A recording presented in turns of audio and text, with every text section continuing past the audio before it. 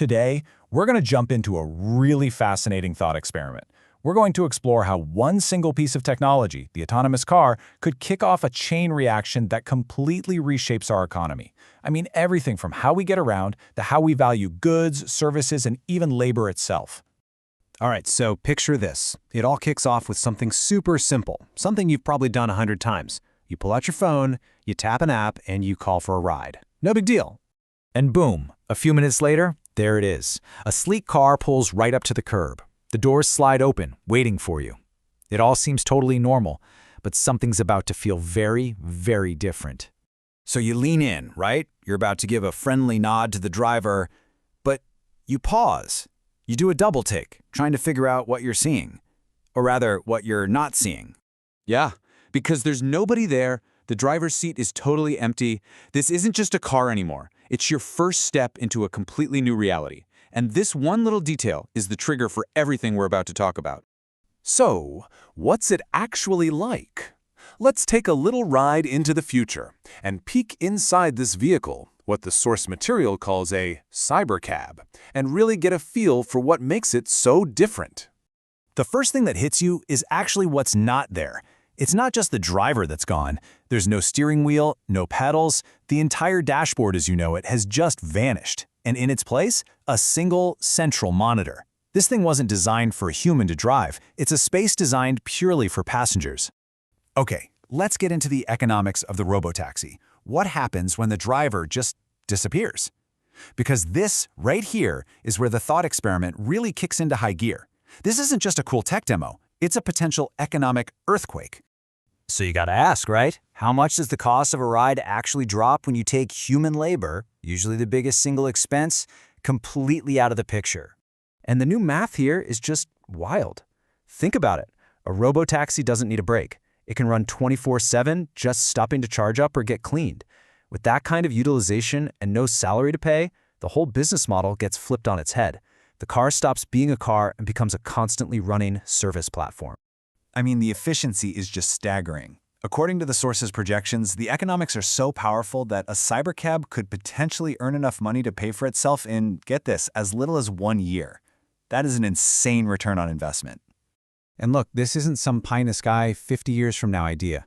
The source actually lays out a proposed timeline, suggesting we could see supervised driverless services starting as early as late 2025, with mass production ramping up right after.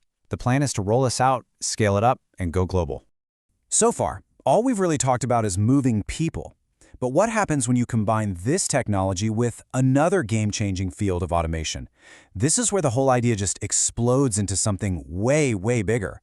This is the leap from autonomous transport to autonomous labor. So you've got two huge pillars of automation. On one side, the cybercab. That's your autonomous transport.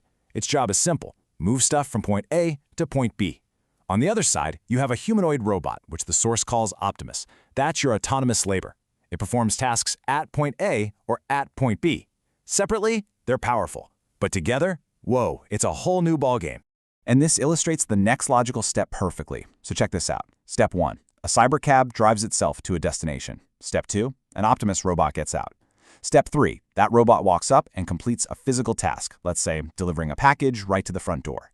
And just like that, Step 4. Human labor has been completely removed from the entire logistics chain.